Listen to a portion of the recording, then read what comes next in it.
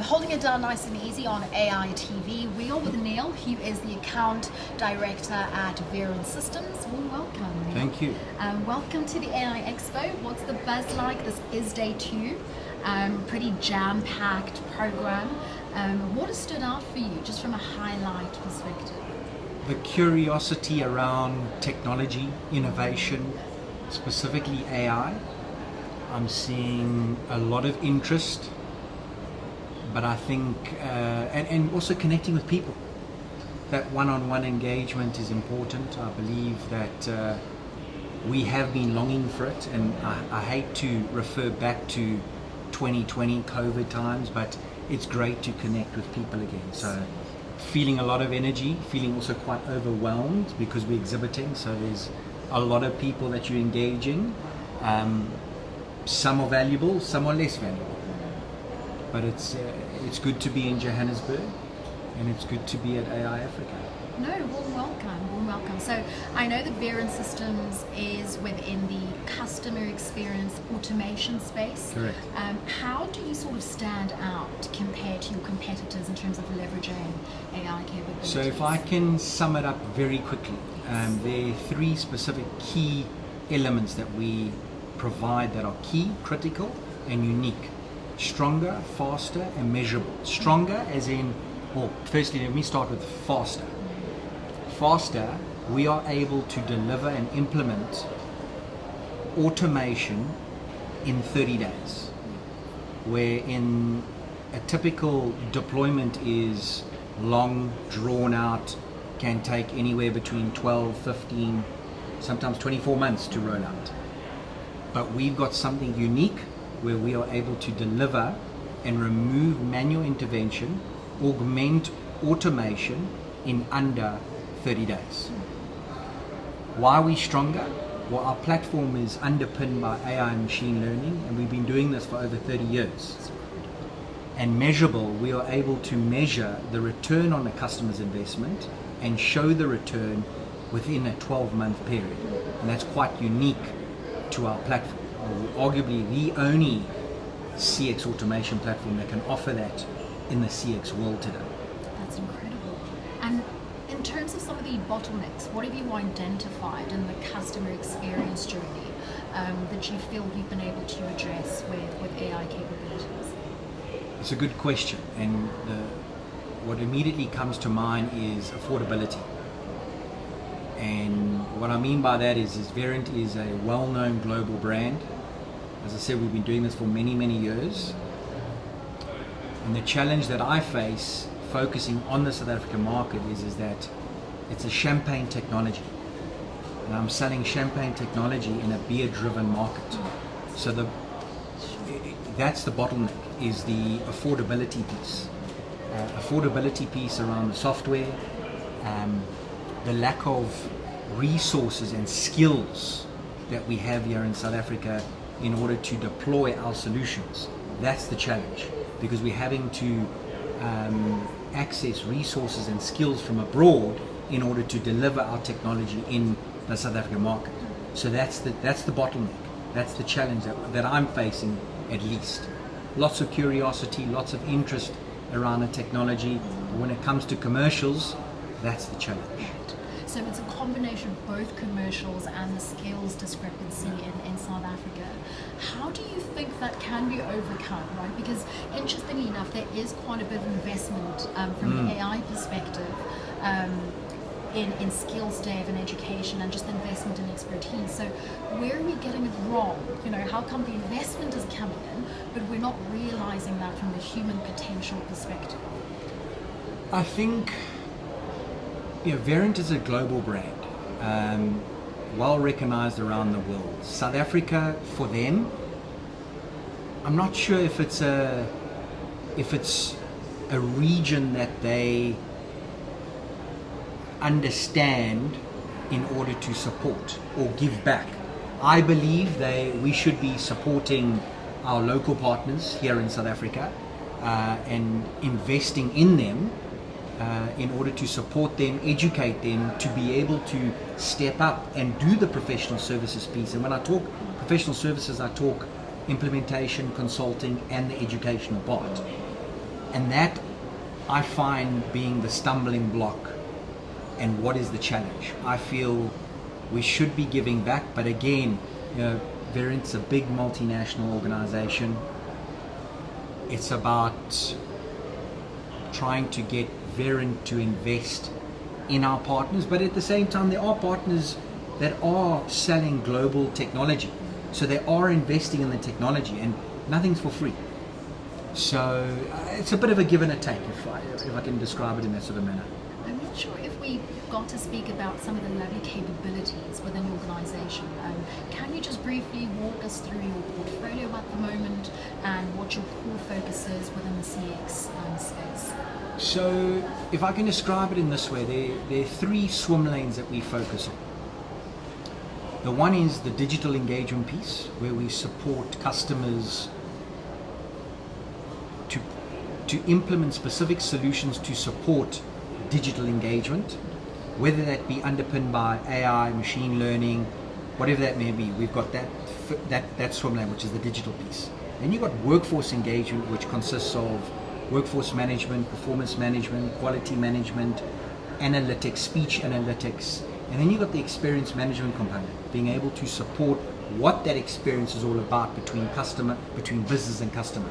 So those are the three swim lanes, but ultimately we're there to support and automate manual elements of a business. So remove the manual intervention and augment automation. And when I talk automation, I talk AI bots.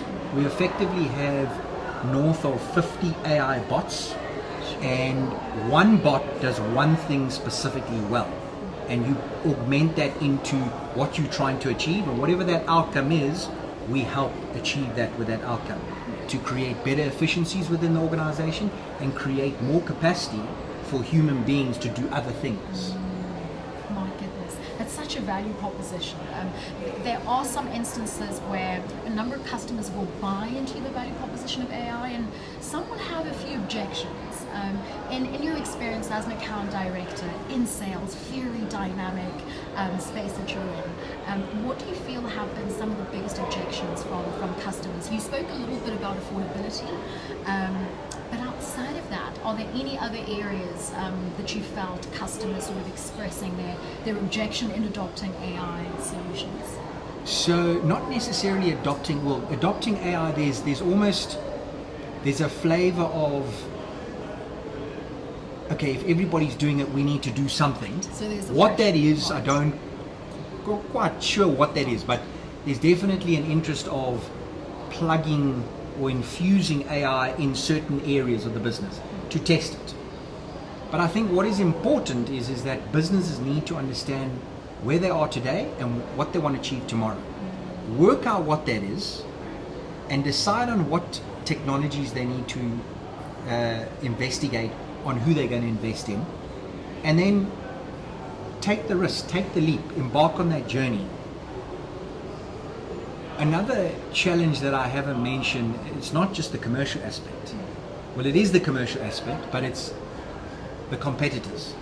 So there are great local competitors that are doing great things.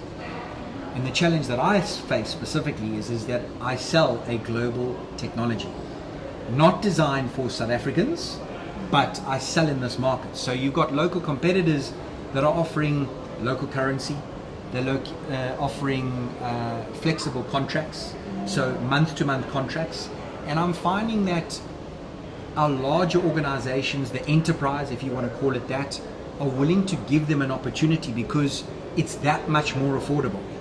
And they are saying, well, if it's okay, we're happy to embark on an okay journey. We're happy to embark on okay technology because it's still getting me from A to B. It might not be in this way. It's probably this way. We're happy to settle with that way.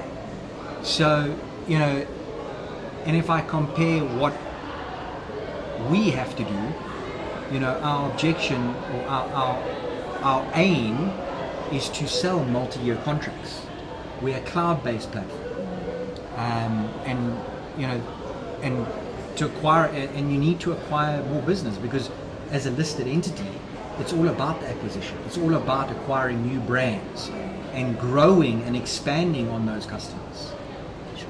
You speak quite a bit about just the longevity of contracts engaging with enterprise customers, and I understand. I think some customers do have a bit of a fear with going into vendor lock-in agreements, right, where they're stuck in a particular ecosystem for 3 years or so. What I think is also important, and this is a consideration I've come across just working with some enterprise customers, and that sometimes budget isn't always a concern. It's more the articulation of the value proposition. I think as we close off, if you were to describe the value proposition at Verint Systems very briefly, what would that look like? So if I can describe it in this sort of way, is whatever, instead of selling AI, we don't just sell AI, we sell business outcomes. So whatever the customer would like to achieve, in whatever fashion, help us understand what that goal is, where you would like to go to tomorrow, and we'll be able to augment, or we'll be able to design or position a specific type of technology and augment a specific type of AI bot, be able to help you achieve that by automation. Because augmenting technology with the human workforce, it's required. People can't do everything. And that's what technology is there for. It's there to help us. It's there to help the human beings do their jobs better and more efficiently. Sure. As we close off, I think we've spoken quite a bit about using technology as an augmentation tool and not necessarily a replacement tool. But I think as we wrap up, just want to thank you for your time. Maybe a bit of advice to account managers, because I know you are an account director, right? So you look after a particular team. Just account managers out there who are selling cloud solutions in South Africa, right? Where our economy isn't doing too well, we are a bit sluggish at the moment. What would your advice be just to account managers selling AI capabilities or solutions embedded with AI capabilities? There is huge opportunity here in South Africa. There's no doubt about that. I think if you can put your head down, do what you need to do, put in the work, put in the time. If you're putting in the inputs, the outputs will take care of itself. It might not happen overnight, and that's what I'm experiencing at the moment. But keep on persevering. There has to be a positive outcome. That's it, really. Absolutely. No, keep on persevering. Neil, it's been such a pleasure. Just you being with us today. Have a lovely, lovely time at the AI Expo, and really wishing you the best in your journey at Verint Systems. Just lastly, if people do want to connect with you, can you share a bit more information around your LinkedIn? So I'm on LinkedIn, Neil Davy at Verint Systems. So NEIL DAVY. That's it. Connect. Great. Thank you. Thank you so much for your time. Thank you.